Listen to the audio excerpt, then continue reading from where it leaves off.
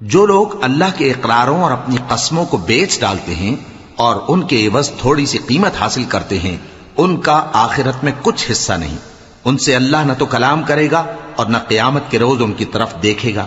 اور نہ ان کو پاک کرے گا، اور ان کو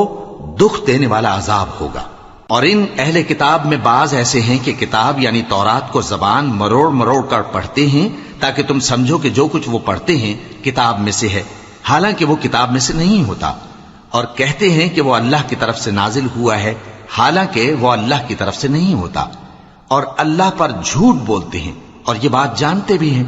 کسی آدمی کو شایع نہیں کہ اللہ اسے کتاب اور حکومت اور نبوت عطا فرمائے، پھر وہ لوگوں سے کہے کہ اللہ کو چھوڑ کر میرے بندے ہو جاؤ، بلکہ اس کو یہ کہنا چاہیے کہ اے اہل کتاب تم ربانی ہو جاؤ، کیونکہ تم کتاب کی تعلیم بھی دیتے ہو اور کیونکہ پڑھتے پڑھاتے رہتے ہو۔ اور اس کو یہ بھی نہیں کہنا چاہیے کہ تم فرشتوں اور پیغمبروں کو معبود بنا لو۔ بھلا جب تم مسلمان ہو چکے تو کیا وہ تمہیں کافر ہونے کو کہے گا؟